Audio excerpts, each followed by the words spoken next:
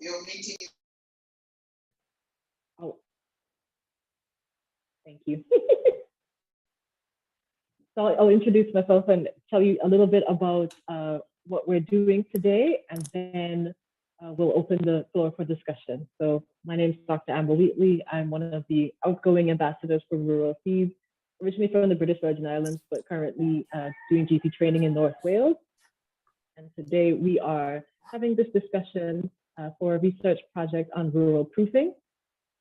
And I'll just tell you a bit more about that. So the title of the research project is Exploring the Ideas of Young Healthcare Professionals from Selected Countries Regarding Rural Proofing and the Future of Rural Healthcare.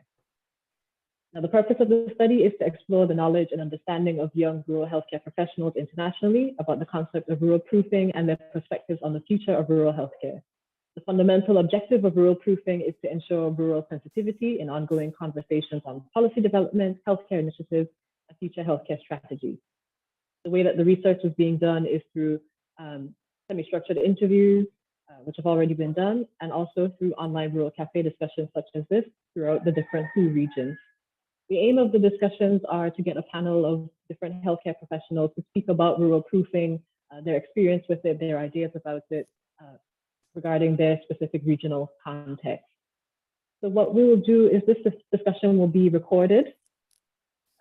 You should have been sent a consent form. If you haven't, please let us know in the chat. Basically, this conversation is going to be transcribed and analyzed. All the data will be anonymized, and that will make up part of the research data. We'll also upload this video onto YouTube and Twitter, where people can sort of watch it back and comment. If you don't want to be part of the recording, you can leave your video off. It will just come up with your audio. If you just want to be an audience member, that's also welcome. And obviously, we've got our panelists who have agreed to sort of speak on their experience with rural proofing. Does anyone have any questions or concerns before we start?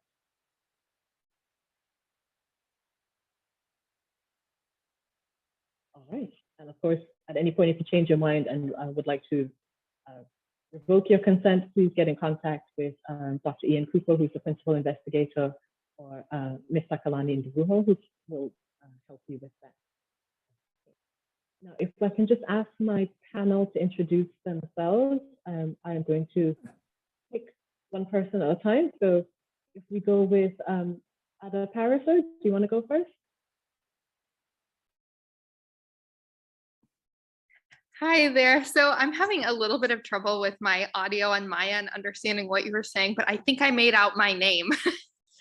I'm not sure if were you asking, I guess, could you give me a thumbs up if you were asking for an introduction? Okay, all right. Yeah, I'm doing a little bit of troubleshooting on my end, but I'll give a quick introduction. I'm Ada. I am a fourth-year medical student going into family medicine in the rural training track up at Michigan State University. So it was pretty cold here. We kind of had a little bit of a blizzard last night, and I took advantage of that to work on my skiing skill, my cross-country skiing skills, but that's me. Thank you. And cross-country skiing sounds exciting. Alexandra, do you want to go next? Yep. So I'm Alexandra Ferrara. I'm a second-year medical student at the University of Limerick in Ireland. But I'm from Ontario, Canada, in the rural city of Chatham, Kent. And yeah, I'm very excited to be here today and to discuss rural proofing with you all. Excellent. Thank you very much. And Nadira?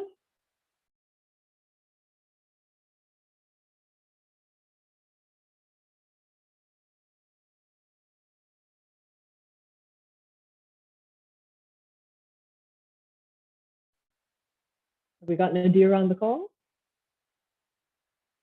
right, we'll come back to her. Celestine.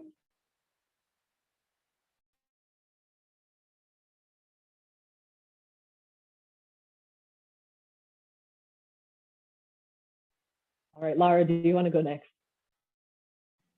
Yeah, I can go.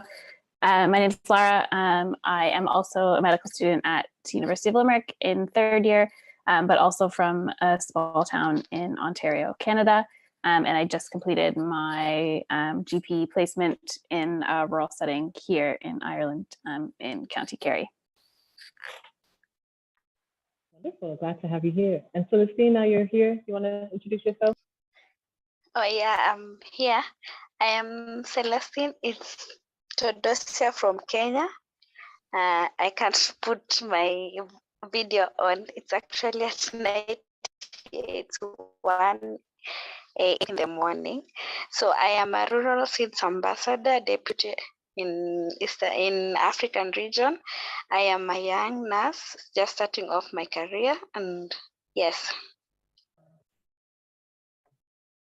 Thank you. And thank you for making the effort to get up so early or stay up so late to join us.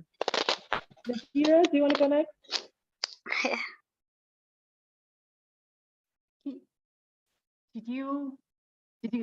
Is that me? Yes. Okay, maybe there's a sound problem. Hi, I'm Nadira. I'm current Rural State Ambassador from South Asia. Originally, I'm from Bangladesh. I grew up in the countryside of Bangladesh and did my medical school and all of the practice. Currently, I'm residing in Ontario in Canada. And my goal is,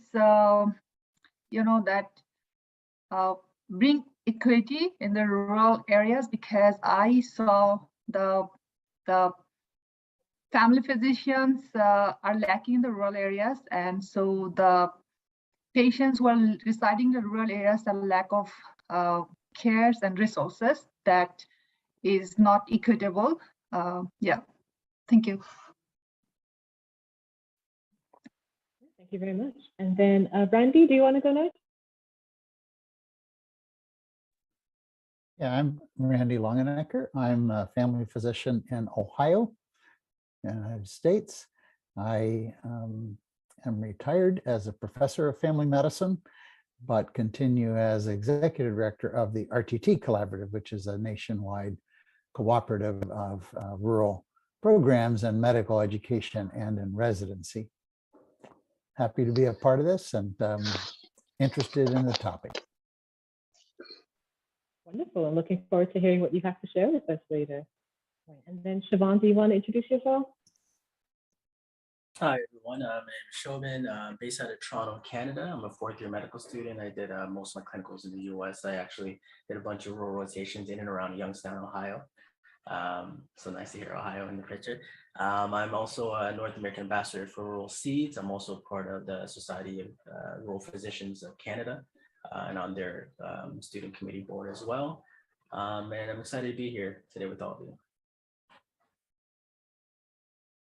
Cool. And then Ndivolu, do you want to introduce yourself just to let people know who you are? Sure. So I am Dibuo from South Africa. I am currently the research assistant for this project at Stellenbosch University, Ukwanda Center of Rural Health at the Department of Global Medicine. I work hand in hand with Prof. Ian Cooper, who is the principal investigator and also the director at Ukwanda Center of Rural Health, Stellenbosch University. Thank you. And then Prof. Cooper, do you want to just say hi to everyone? Hi, everyone. I'm Ian Cooper. I'm lurking in the background tonight. It's too much middle of the night for me. Anyway, so yeah, I'm on the executive of the Wonka Working Party and Rural Practice, and have been involved in that for the last 20 odd years. So it's good to be part of this. Thanks. And please call me Ian. Not a problem, Ian. All right, so we'll open the discussion. And if you want to share, you can either put your virtual hand up or your real hand up, or just start talking. It's all good. We may overlap with each other, but as you would with a normal conversation, we want to make it as cafe-like as possible. So I just want to get everyone's view on rural proofing. What is your experience of rural proofing? What do you understand by that concept?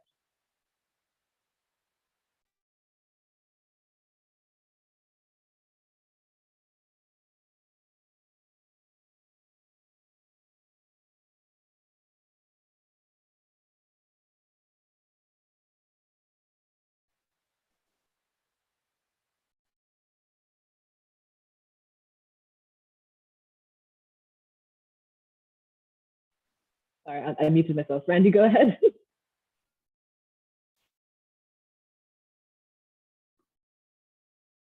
I'll go ahead and get started. I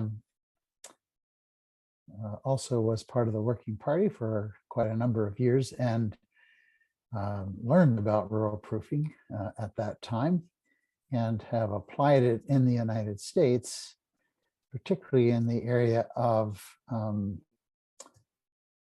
policy and legislation around funding for medical education in the United States.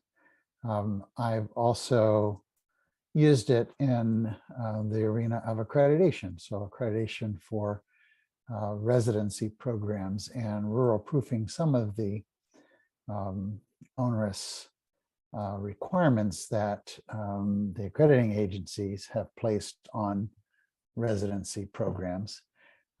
That's now changing because several of us did rural proofing.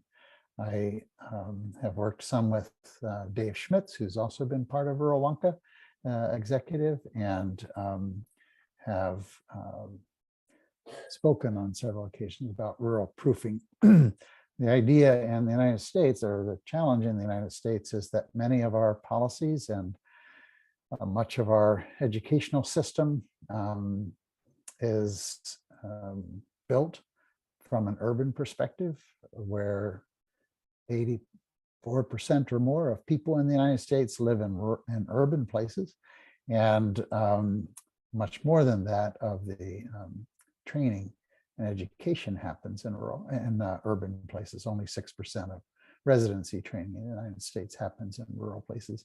And so I think it's a really important thing to do in an urban-centric world.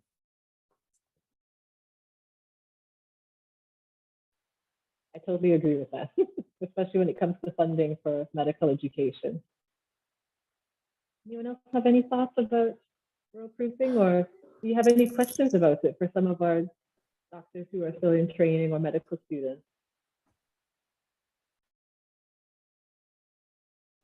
As someone who's grown up or who was brought up in a rural city, I think it's just very important to consider rural proofing, and that it's actually a thing, because there's just so many differences in so many ways between rural cities and then urban cities, especially in regards to healthcare, like access to healthcare, quality of healthcare, everything like that. So I think it's very important that it's policies are considered for rural cities, and yeah.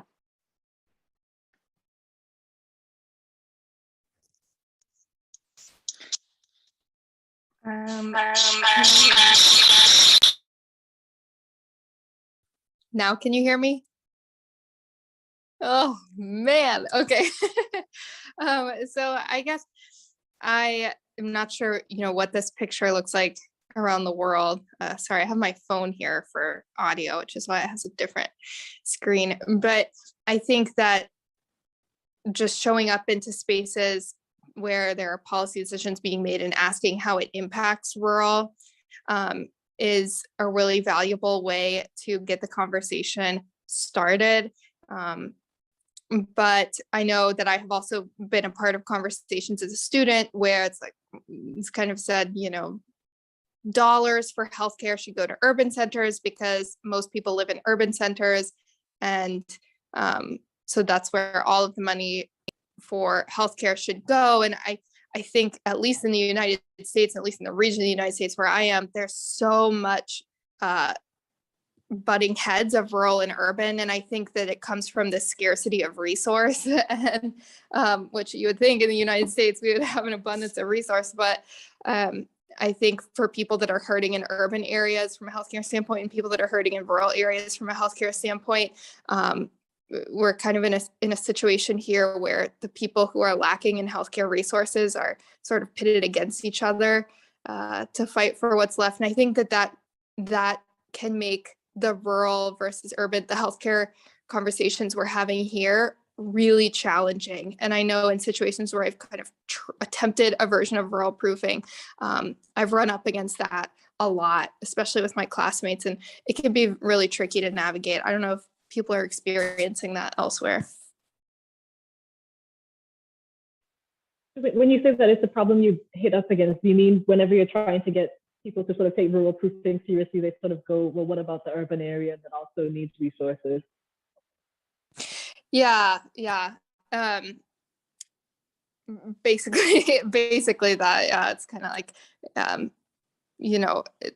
we have to find this way to have the conversation together about helping both groups, like urban and rural, as opposed to urban versus rural.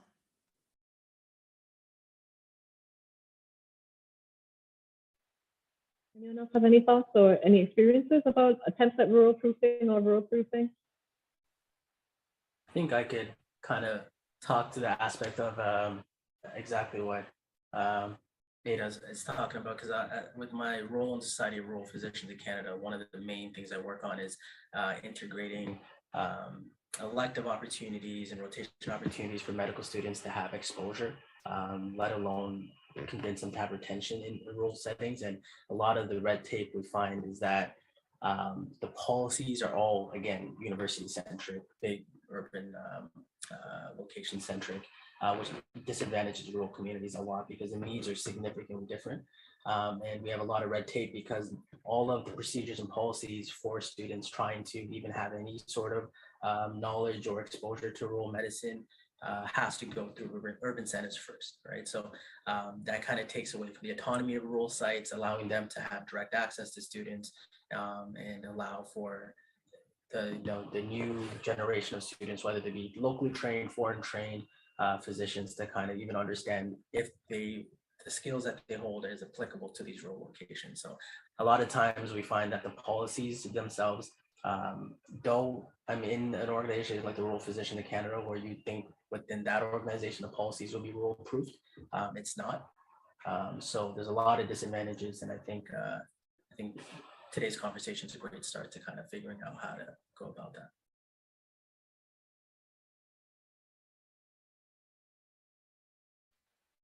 Based off of what you were saying, what do you think is the role that rural proofing will play ultimately in sort of shaping the future of healthcare? I think often rural medicines, they are more treated like out of sight, out of mind. I don't think it's a reality for most people that haven't experienced it. Many people think, if you have an issue, fly out to an urban center, and your problem solved. But that's not the reality of most places where the geography doesn't let you even move around within that rural setting in and of itself.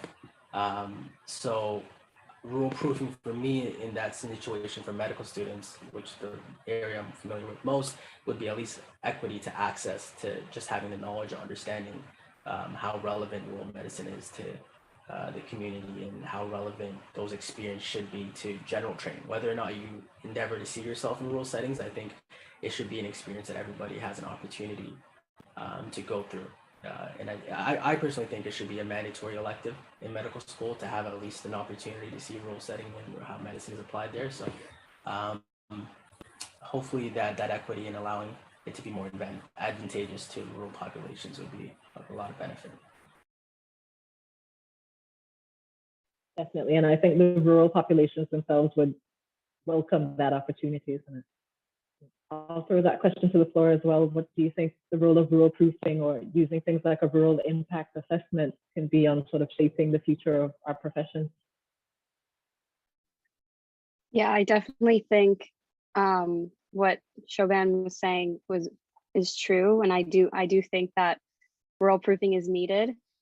Just as like a medical student, someone who was brought up in a rural city, and like speaking to my colleagues in my medical school, there are very few people who were brought up in a rural city, and like sharing my experiences as someone who was a patient and has been a patient in a rural community, I often see their like jaws drop when I tell them certain like things that happen, like, or things that didn't happen because we didn't have the resources, or we didn't, like, I just find that healthcare is just so different in a rural community. And I think just like learning about how care, like things are supposed to be done, like certain examinations and certain things and certain resources that are supposed to be available for certain examinations versus the care that I've had or the examinations that I've had as a rural patient it's very obvious the difference in care that is given. I'm shocked at the certain things that I see that are different as someone studying medicine or someone who has been a rural patient, if that makes sense. Can you talk a little bit about the differences that you've noticed? Yeah, for sure. So there were certain times when, or like, for example, I was learning how to do a cervical smear. And in my rural town, a lot of my friends would say, I really hate going for a cervical smear because it's very painful and very uncomfortable. But as someone, I guess like in my rural city, they still kind of use an older method of like actually scraping the cervix versus like here in Ireland, I'm learning how to conduct a cervical smear with like a soft, like bristled like brush. So just hearing that I guess they're still using older methods and not using like softer brushes, it's causing a lot of my friends to hate going for cervical smears. And we all know that's very important to get those done very often. So just explaining that like that people are in pain and that they often are very uncomfortable during smears, and learning that that's not supposed to be the case is very shocking, I find. Yeah. Yeah, that is quite a significant difference, isn't it? Especially in building that patient-doctor relationship in a rural area, especially for something as important as screening. And that's something that can be very easily solved. Yeah, if they had the proper brushes, or if they had access to all of those like soft bristled brushes, you wouldn't really have the problem. But I'm assuming it was probably just a resource issue. And have you noticed any examples of sort of good rural proofing?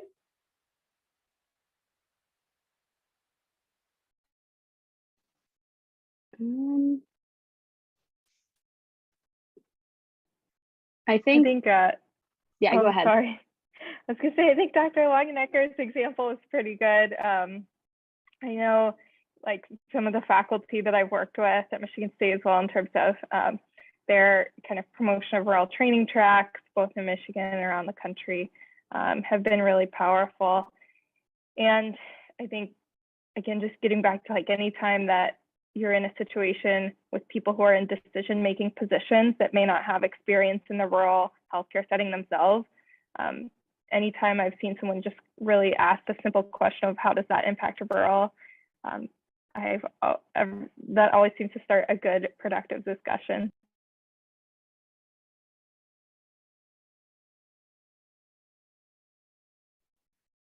I do find that the term rural proofing is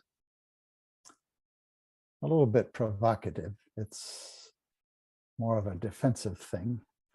And although I think it's a really helpful term in legislation and in accreditation, it's probably less helpful in talking about disparities, inequities, those sorts of things, because it does come across as rural trying to, quote, get their share in a world in the United States where fair is equal. That means we treat everybody the same. But as we all know, equity is not about treating everybody the same. And so our culture is one that sort of argues against splitting out rural from urban or any minority group from any of the rest, and just saying, you know, everyone matters, and we're going to do the same for everybody. But once we introduce the idea that in fact there is a difference in rural places, the ACGME has in their latest iteration of requirements is now lowering the size requirement for residency. So for example, up until for the past 30 years, it's been 4 residents per year. And now they're lowering that to 2 residents a year, because the evidence definitely shows that you don't need 4 to be a really good residency program. But it took a long time for the urban folks to begin to even believe that, because every It's a little bit like the painful smear experience. You know, people have anecdotes and they think that because that is the case in one rural place, that that must be the way it is in all rural places. And we have to try to be careful that we don't speak for all of rural when we speak for our particular version of that.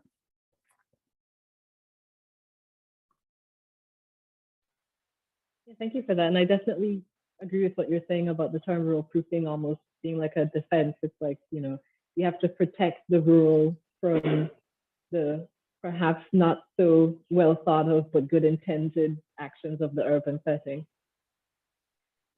So what do you think we can do to secure a positive future for rural communities then? If we're going to take, let's say, a more proactive approach and rather than rural proofing, sort of put rural first and have more of a targeted healthcare delivery?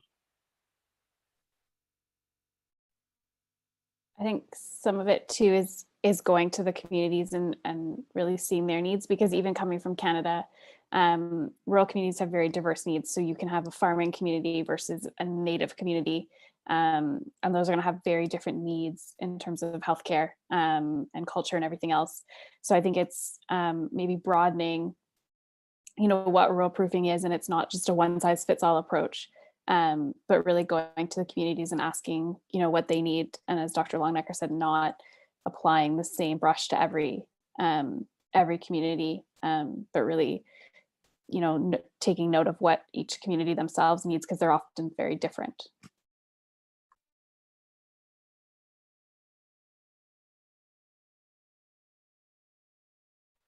Anyone else have any other thoughts they want to add? I'll speak from the developing countries. So rural briefing is very important for the developing countries. First of all, we have a very broken health system. So we have a long way in making sure that everyone gets good services. So, but basically there's a lot of difference between those in the rural communities and in the urban areas. I'm hearing people speaking about procedures like cervical swabs, but here in the developing countries, we are talking about basic healthcare services. So in the rural areas, we can barely get the rural services. So I think that we really need that rural proofing so that at least we get the basics as we go along in making sure that the whole health system is good, but we have a long way to go. Yes, so rural proofing is very important. It's actually hopeful for us in the developing countries. Yes. Thank you for that. I agree with you. You know, just as Laura was saying as well, starting that conversation with the communities themselves is certainly, I think, a first step in the right direction, both for their longevity as a community and also for the healthcare services that will serve them. So leading on from that, what role do you think that the healthcare sector can play in addressing the social determinants of health in rural areas?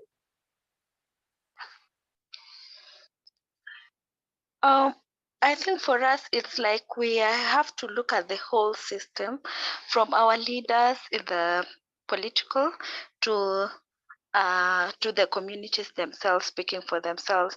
So I believe most of our powers in the community, in the developing countries, lies in the political sector. So we are still depending on them to make great decisions on behalf of us, to make sure that the health system itself is just functioning before even getting to the basics of health system. So we are hoping that our political system works first, so that the whole scenario, the whole mess that is happening in the health system is cleared.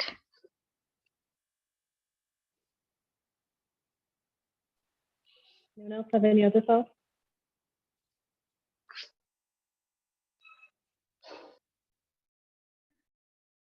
One thing that I've had the wonderful opportunity to do in the last 10 years is to develop a pathway in medical school for students interested in underserved practice, both rural and urban underserved, and have discovered that many of the challenges are shared. They play out differently in an urban underserved context. And I was always very intrigued years ago when Ian talked about definitions of rural and how level of poverty was one of the criteria, if you will. And so that there were urban areas that were considered rural, urban by US definitions, but rural by South African definitions. And I think that finding common ground is one way to keep it from turning into a scrap over resources. We have plenty of resources in the United States. We spend more money than anybody else in the world on health, and yet we have worse outcomes. And so here the issue isn't, it's more about using the resources we have, the very plentiful resources we have, but use them more wisely so that we in fact make them go further, and we do address the social determinants of health, because those social determinants are more important than whether we have a MRI machine in our hospital or whatever. But that's a message that's really hard to get out, and when you're the minority, it's difficult. So if you can find someone else to have common ground, then now you have underserved urban and rural, and you work together to make sure that the voice for equity is heard.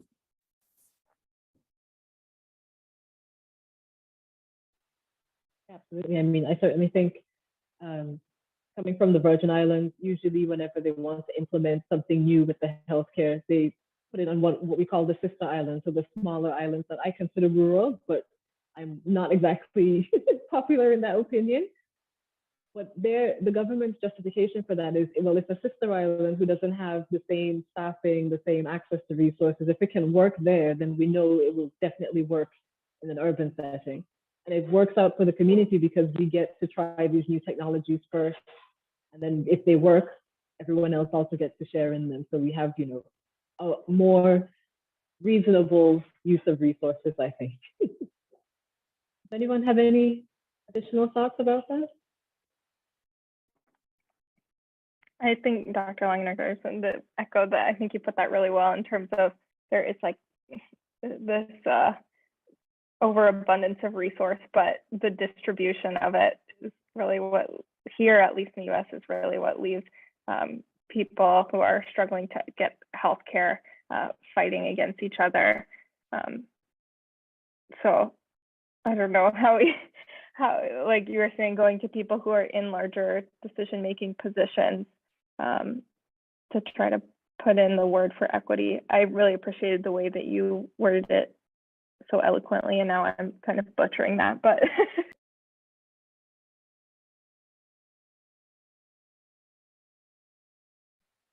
sometimes, you know, expressing it not as eloquently is a bit more truthful, isn't it?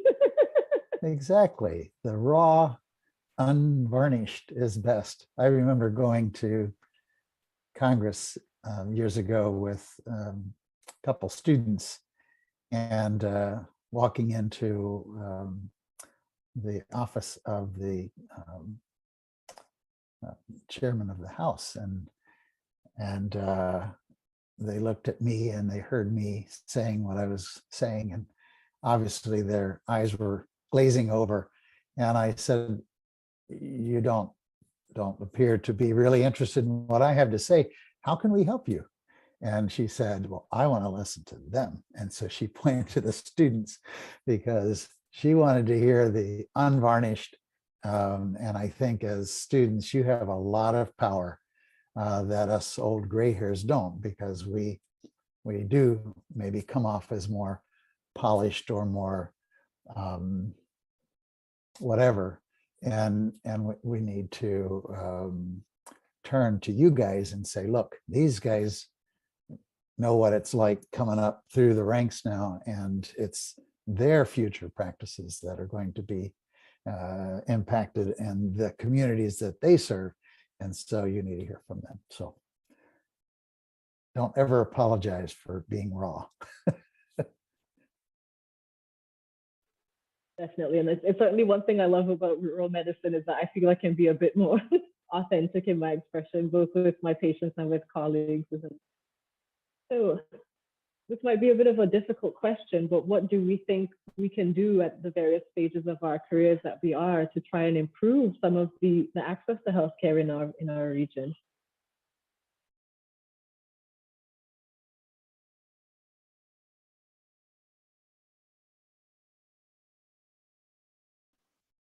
I think for me, I have been just trying to get involved with various rural groups, with like Rural Seeds, with the Wonka World Working Party, and just like I said earlier, just speaking to my colleagues and just trying to raise awareness about rural health and the disparities that exist.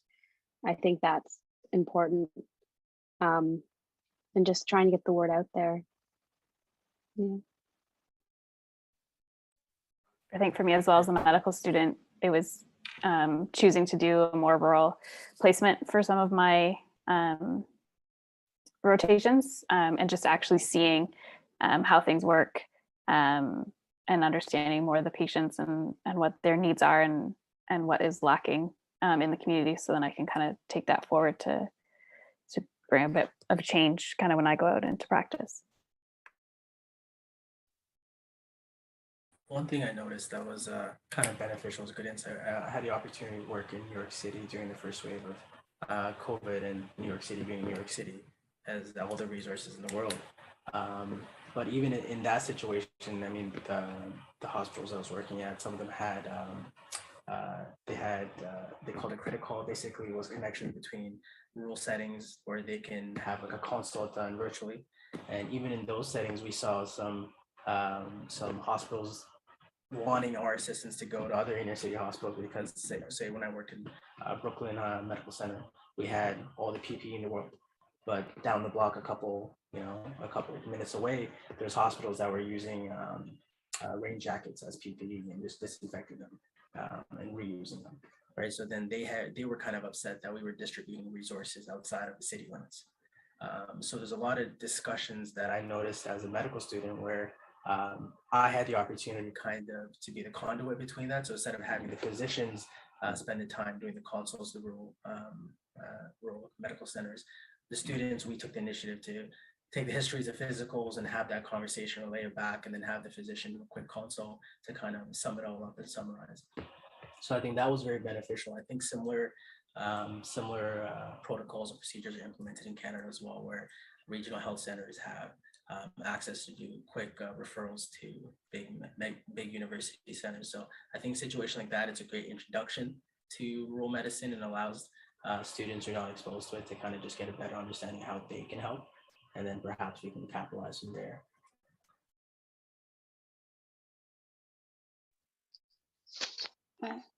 Hello again. One of our activities at Rural Seeds is conducting sort of workshops in medical schools to talk to medical students about rural health. We discover that most of the time the students they get flashy ideas of working in urban centers and negative talks of working in the rural areas. So we are trying to realign or to attract them to the rural health, so that at least we start from the students, so that we have enough personnel at the rural centers, so that when the students graduate, we have people going to the rural areas, because there's a lot of talk. I'll say that although there are so many challenges in the rural areas, but there's also its good parts. So we're ensuring that our students see this and exposing them during their practice. We're trying to talk to the institutions to allow the students to have placements in the rural centers, so that they have experience firsthand to make their decisions to work in the rural setups. I can add to that actually. That was something that I noticed as well, that Alexandra and my team here in North America, we actually realized there's a huge culture difference in how family medicine or rural medicine perceived. One thing that was kind of a shock to us, that we heard that family medicine is a very less desirable aspect of medicine in Europe and other parts of the world. And in Canada, when you're a rural physician, is actually highly regarded. You're known as kind of a master physician, you're highly skilled, they have like a wide variety skill set that most urban doctors are known for. And like a lot of my preceptors who are urban doctors, when they see a rural generalist, they actually kind of get wide-eyed sometimes, asking stories and situations like that. So I think that culture change, I think very important. When if there's more perception that family medicine and rural medicine is actually of value to medicine in general, I think that allows people to kind of not be influenced by the stigma or an association that may be detrimental to promoting retention and having students or doctors stay in rural medicine. I noticed something that exposure to rural medicine should be started very early, medical school or internship.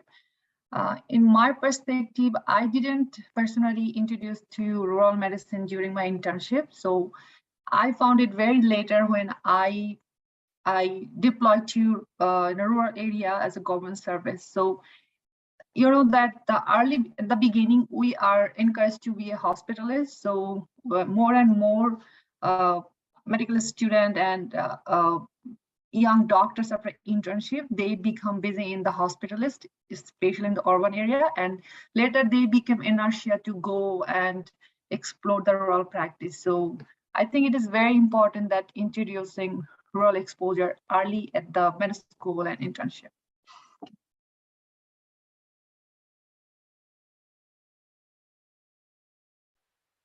I agree with that. And I think going back to the rural proofing, that needs to be done with some thought and care as well, because it's not just good enough to take a first year medical student and drop them in a rural area and say, have at it, you know. You kind of need to make sure that they have a good experience, that they still meet their learning outcomes. And exactly what Siobhan was saying, in my experience, GP training in the UK, everyone kind of looks at the rural doctor and, you know, some of the interesting things we do, and they go, oh, wow, that's so amazing that you like use a catheter as a chest drain and things like that. But I think when you're training, because of the lack of resource, and it's very much, you know, sometimes you're on your own just trying to figure it out, it's very challenging emotionally, mentally, you know, trying to balance the risk and so many unknowns, that it puts people off rural actually, because they think, well, it's, you know, it's a no man's land where everyone's just doing what they want. And there's a bit more comfort in the structure of, you know, your more traditional urban setup, where there is that prestige attached to it as well. It's just sort of an additional selling point, isn't it?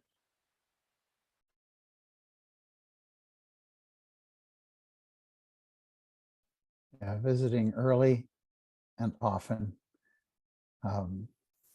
The problem is if you go for a week, you might decide that you never want to go there again. But if you go there again and again and again, you start to understand it in a way that's very different. And there's some thought that somewhere around the 6-month cumulative exposure is what it takes to have any educational effect. We don't know that for sure, because the research about that is so hard to do. But it does take a while. And so you don't want someone to have a really early experience that's very negative. As someone else said, I think that's that may actually be harmful. Or if they have a negative experience, not have the opportunity to share it with others. About 20 years ago, I was engaged with a Blackboard-based interchange between students in Australia and students in the United States. And they would share their experiences with each other. And by sharing your experiences with others, you start to learn that you have shared experiences, you have challenges, but you're not alone. And you can take a negative experience and turn it into a positive one if you have a community of peers. So that's why I like Rural Cafe. I think it's a great opportunity to do that.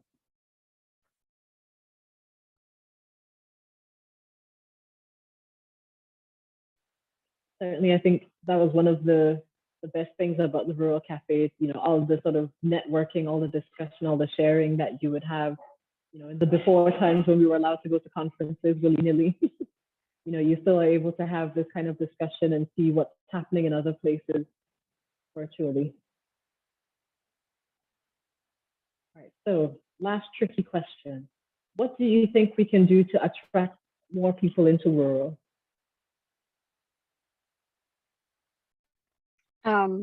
In my rural city, they have a lot of physician recruitment going on right now. So they have like Instagram page where they're pretty active, and they're doing a lot of they're doing a back to like Chatham Kent initiative just with every sort of occupation, but they're trying to really target physicians because we really do need physicians. There's a lot of people that do not have family physicians right now.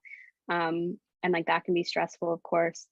Another thing was, I think that they are trying to find out people from the community who are in medical school and trying to network with them. And even when I went home for Christmas, they were giving out like gift baskets and stuff. So it seems like that's one rural city. I mean, I can't speak for all of them, but I know like that's something that's happening in my town, and it seems they have a lot of exposure. So hopefully it works.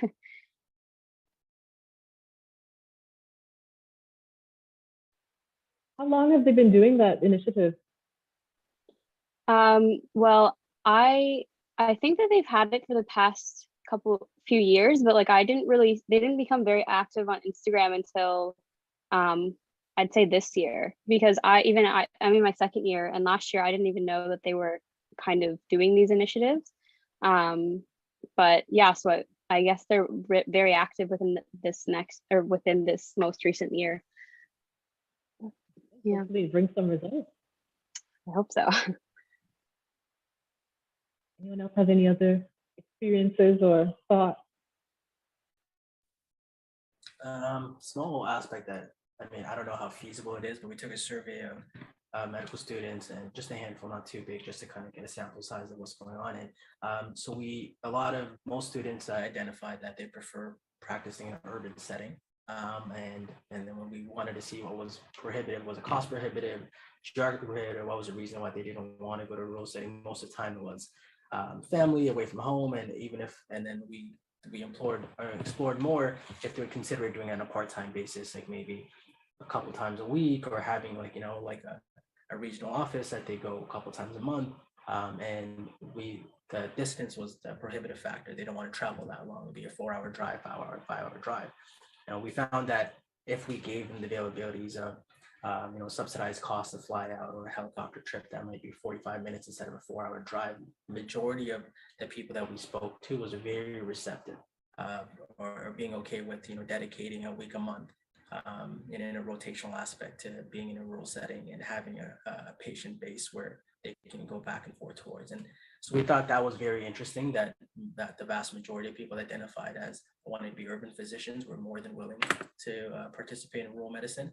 So if there's more governmental policies that allow to subsidize travel, or had travel fully covered, and had a rotational schedule of physicians that can just go in, drop in and out, and maintain a client base that way, I think it'd be beneficial.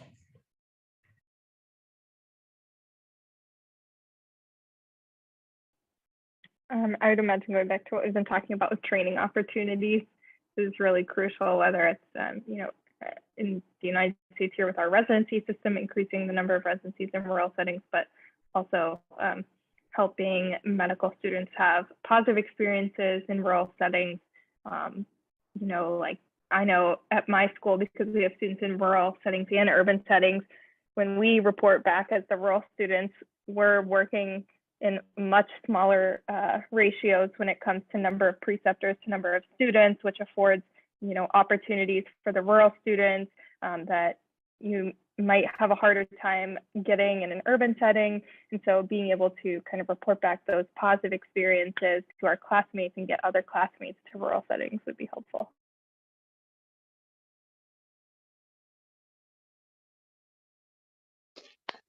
My thought is that, first of all, the rural health workers should be given more incentives and to make sure that their lives at the rural areas are comfortable, be given good housing, that have electricity and water, and to have enough staff there, like residents and other senior medical staff, so that students can come there and have good mentorship.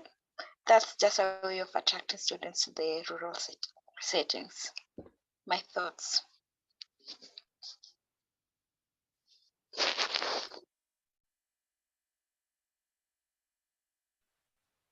Anyone else have any other thoughts or experiences?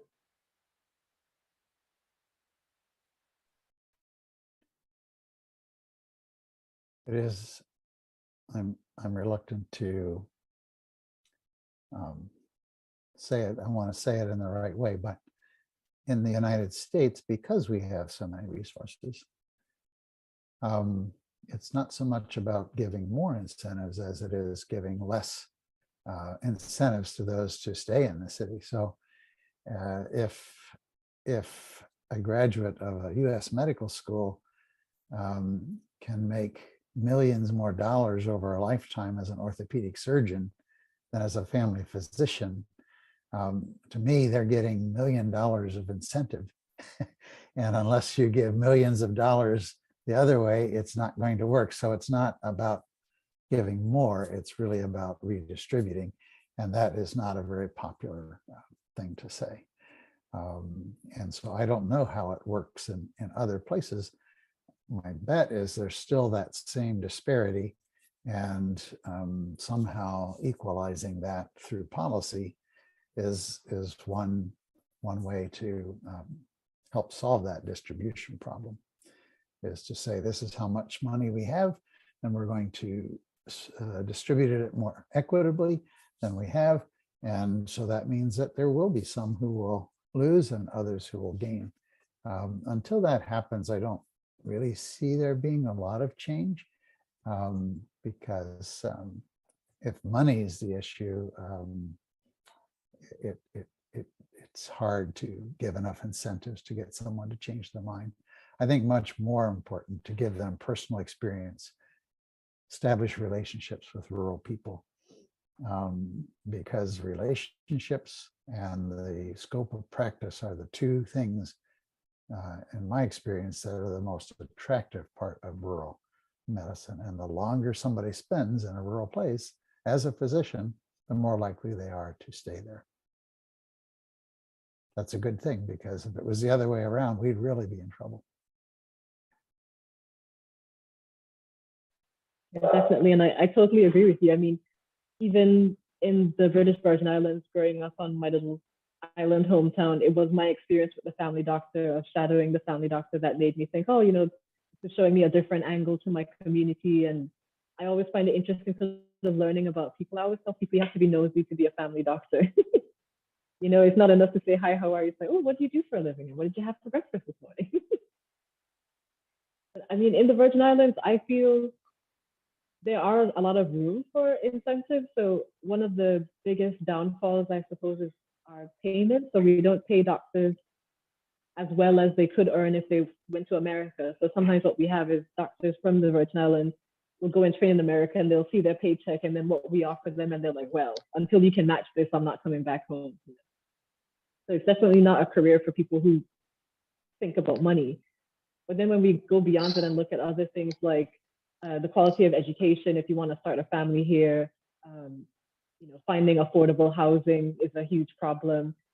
Being able to afford amenities, you know, opportunities for training that was mentioned before is a huge problem. So when I do eventually come back to work, I'll be one of 2 public doctors and potentially up to 6 private doctors who have varying skill levels, trained at different places. There are some things that my training has allowed me to be adept at, and other things that I'm completely, I wouldn't know what to do with, you know, but I've sort of been left to sort of figure it out.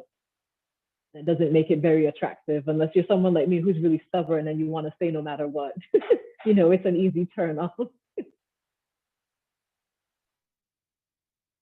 I think Thank you. Let me just speak on that point of Amber and Randy. I think my point is, as we said earlier, rural proofing definition is different from in the developed countries and the developing countries. We in the developing countries, we are still struggling with ensuring that the rural health is good. So we are still attracting more people there. So we're still having to use the incentives to attract them. And I think in your areas, I'm sure that you're already comfortable that our health struggle is already, it's a struggling system. So working the rural areas is a double struggle. That's why in my thought from our place, from my thought of where I come from, I think that we still need a lot of incentives to attract the healthcare workers in the rural settings. Yes. Not to dispute your opinion though. No, I think that's why I was reluctant to say it. I think in an over-resourced area like the United States, it's a very different thing. I do think it's unethical for us to be harvesting doctors from other countries. The problem is they don't mind being harvested. They want to come, and that's a real challenge. I just think that we have an ethical responsibility as a world to not be attracting people to the United States. I think rather, like Celestine said, I think it's really important that there be adequate incentives for folks to stay in their own place and to help the community from which they came.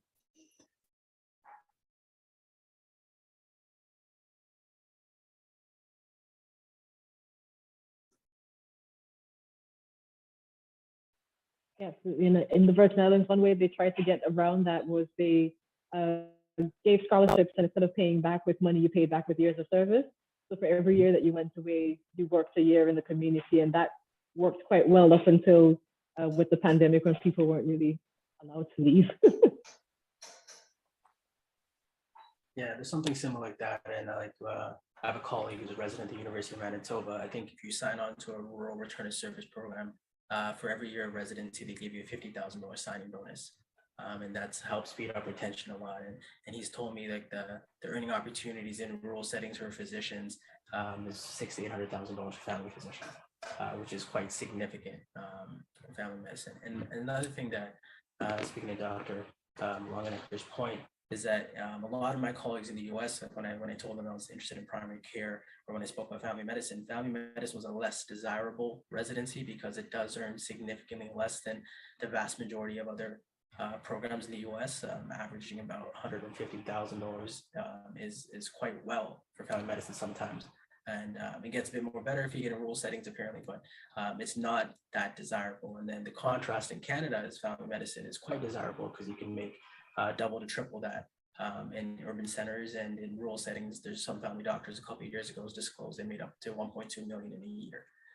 So financial incentives are definitely a way to go to kind of get the ball rolling. I don't think it's necessarily always the most wholesome approach, but I think that interim slapstick solution would be to kind of motivate people financially. And then once they're there, once you have the experience, I think a lot of people fall in love with the rural settings. So I think it's definitely a culture change financially too that should be looked at.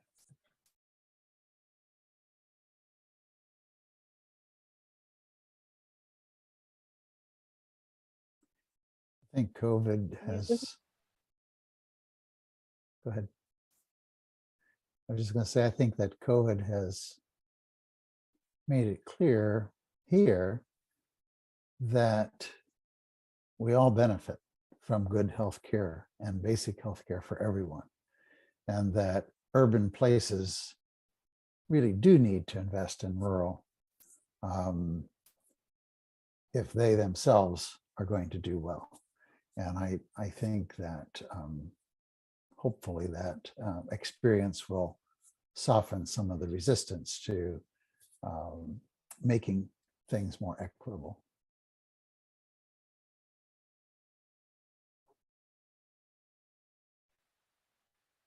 it was quite interesting, my training in Wales, because the early data from the pandemic in the first year showed that if you lived in a rural setting, you had less chance of contracting COVID and,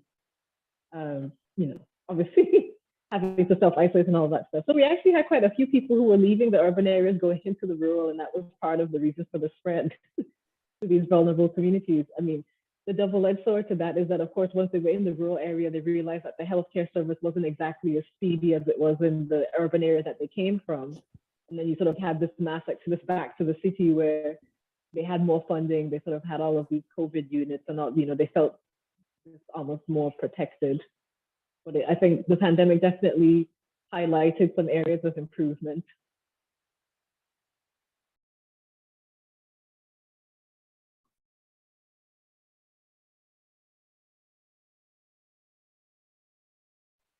We're just coming up to the end of our discussion.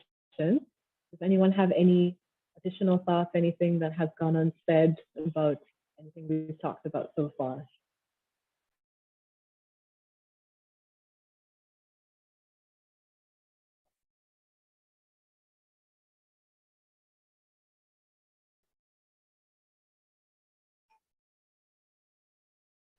All right.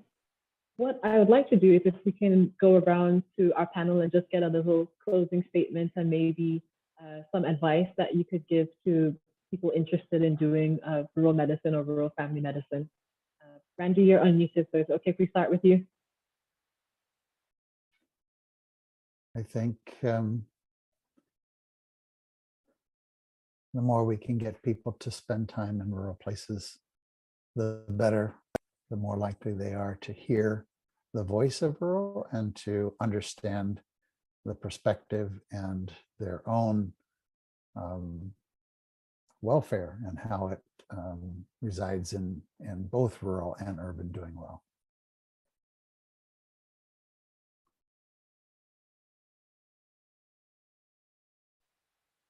Laura, would you like to go next? Sorry, that was me, right? I can go anyways. Yeah, I think this was really interesting to listen to. And I would say, even as someone who grew up in kind of a more rural town, I would say getting experience as a student or a healthcare provider in the rural setting provides a whole different experience. So there was things I wouldn't have thought of as just, living there versus actually being involved. The thought that in Ireland, which is a pretty, well-resourced, a small country, that, we would have to go to the site of a cardiac arrest and be there for 45 minutes because the ambulance wouldn't be there for 45 minutes, was, something I would never have thought of just as being from that place. So I think getting actual healthcare experience is really important.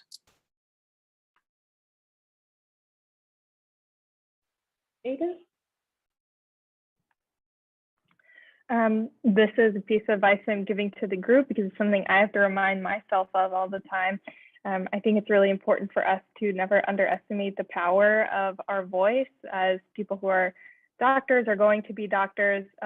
Whether we have expertise or not, the people in power are going to listen to our voice with extra emphasis. And so I think it's important to go forward remembering the power that we have to be advocates for patients who might otherwise struggle to have their voice heard. Well said. Alex? Yeah, I would just say that if you're thinking of going into rural medicine, you don't know until you try it. Give it a try. Do some shadowing. I know that during the pandemic, I know a lot of the schools in Ontario were not allowing, or a lot of the hospitals are not allowing shadowing.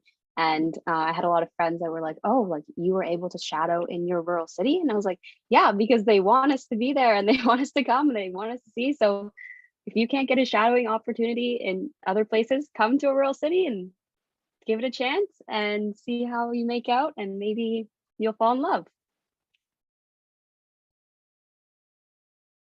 Totally agree with that one. Chauvin? Definitely. I mean, I echo what everybody was saying today. I think seeing is really believing in these situations, and having that firsthand experience is probably the most vital aspect of filling these gaps. And I really think that these conversations today we're having, and we'll probably continue to have and have had in the past. I think we become the voice for the voiceless, and I think that's a very important role we play. And I think that it's a privilege we have to kind of maybe spearhead a new aspect of learning, a new aspect of medicine, and kind of build relationships that were neglected for a very long time. And I think I'm very grateful to be in this role and to maybe spark a change or see something perhaps happen in the future. And I think this is going to be, this conversation here that we have today, I think is going to motivate a lot of us to kind of keep going, because sometimes fighting for this cause kind of does feel like an exhausting route when it gets dismissed quite often. So I think these conversations kind of reinvigorate our resolve or our directive. So I'm grateful for everybody here. Yeah, definitely. I remember I left the Virgin Islands when I was 16, so that was like 13 years ago. And every year I came home, everyone said, "Oh, have you changed your mind about coming back here?" Every year I was like, "No, I'm still coming back, don't worry." Nadira, any closing thoughts from you? No, I am echoing with everyone, but one thing is missing here, because it might be very personal to me, but I feel there are many physicians from, some countries are immigrating to other countries, especially Canada, and they are completing all exams, everything is tough. They are eager to join rural practice, but there are some systemic barriers here. I don't know about other countries. I think there should be some leadership and some proactiveness to cut down these barriers and make available all doctors here. Thank you. Thank you. Celestine? Oh, yes, I think this conversation should continue, should not end here, should continue in our workplaces, in our schools, everywhere, that rural health is very important. The more people we have there, the more health workers, personnel there, the better it is for everyone. So rural health is very important, and we should encourage everyone, not everyone, those who want to dive in, to give it a try. Yes. Absolutely. I mean, as everyone has said, you won't know until you try it, isn't it? I just want to say that rural proofing is very important, particularly in the area of policy and regulation and accreditation and those sorts of things. But I think what you all have been touching on is that just as important as rural proofing is rural promoting. And anything we can do to promote rural is, I think, the way to go. And it's a less, perhaps a less provocative term. Not to diminish the value of rural proofing, because I think it is important, but maybe just keep it as our own word.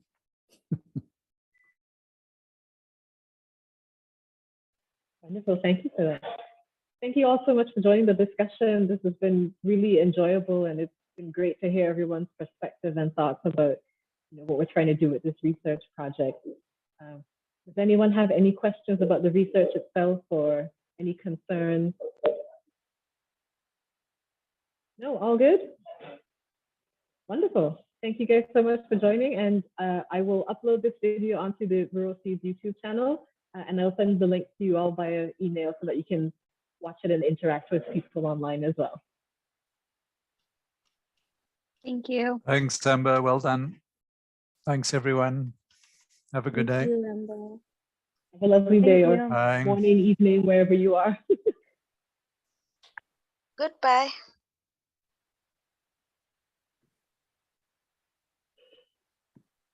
Yeah, thank you. Thank you for Thank you for joining. arranging this. Okay, take care. Bye. Bye-bye. Bye.